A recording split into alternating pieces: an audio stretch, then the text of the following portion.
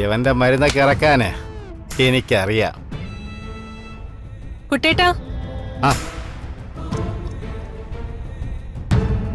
എന്തായി?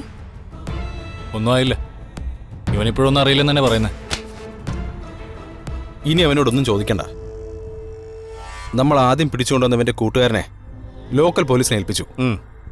അവനിനി കുറച്ചു കാലം അകത്ത് കിടക്കട്ടെ. ഇവനെ ഇനി എന്താ ചെയ്യേണ്ട ജെഡി?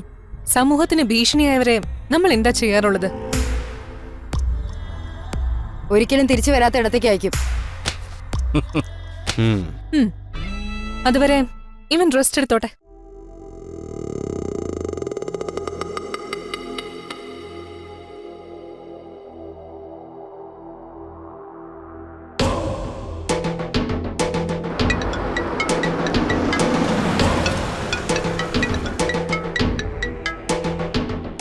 ഹലോ, ഒരു ഇൻഫർമേഷന് വേണ്ടി വിളിച്ചതാ. എന്തായിരുന്നു? ചോദിച്ചോളൂ. മെയിനോന് വിഗ്രഹങ്ങളും ആന്റിക് മെറ്റീരിയൽസും വിദേശത്തേക്ക് കടത്തുന്നൊരു നെറ്റ്വർക്ക് ഉള്ളതായി അറിയാമോ? അറിയാം, പക്ഷെ അത് കുറച്ചു നാളായി ആക്റ്റീവ് അല്ലായിരുന്നു. അത് വീണ്ടും ആക്റ്റീവ് ആകാൻ പോകുന്നു. കേരളത്തിലെ പല ക്ഷേത്രങ്ങളിലെയും വിഗ്രഹങ്ങൾ മോഷണം പോകുമെന്നും ഇന്റലിജൻസ് റിപ്പോർട്ട് കിട്ടിയിട്ടുണ്ട്. അതിലൊന്ന് ഓൾറെഡി സംഭവിച്ചു കഴിഞ്ഞു. അങ്ങനെയാണെങ്കിൽ കുറെ മോഷണങ്ങൾ ഉണ്ടാവുന്നുള്ളത് ഉറപ്പാ. മെയിനോന്റെ ഗ്യാങ്ങിലെ ഒരു ഡ്രൈവറെ കിട്ടിയിട്ടുണ്ട്. അയാൾ ആ പേരിലാണ് അവർക്കിടയിൽ അറിയപ്പെടുന്നത്.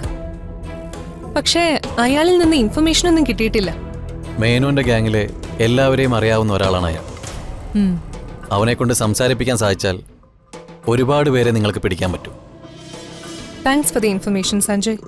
പിന്നെ കസ്റ്റംസിൽ സാമുവൽ എന്നൊരു ഓഫീസറുണ്ട്. അയാൾ മേനോന്റെ ആളാണ്. മേനോന്റെ ഇല്ലീഗൽ കൺസൈൻമെന്റുകൾ ഷിപ്പ് ചെയ്യാൻ സഹായിക്കുന്നത് അയാളാണ്. അയാളെ കൃത്യമായി ട്രാക്ക് ചെയ്താൽ വിഗ്രഹങ്ങൾ നാട് വിട്ടുപോകാതെ തിരിച്ചു പിടിക്കാൻ പറ്റും. Okay, thank you. ഞാൻ വിളിച്ചോളാം. ഇനിയും സഹായങ്ങൾ വേണ്ടിവരും.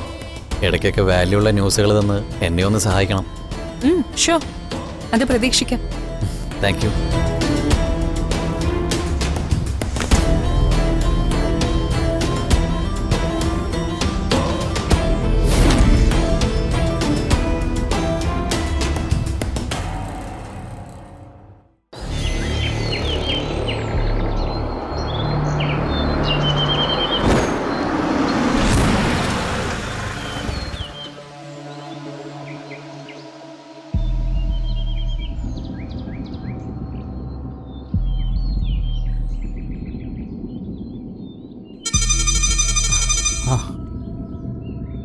സാറേ, ഞാൻ എത്തിയിട്ടുണ്ട്.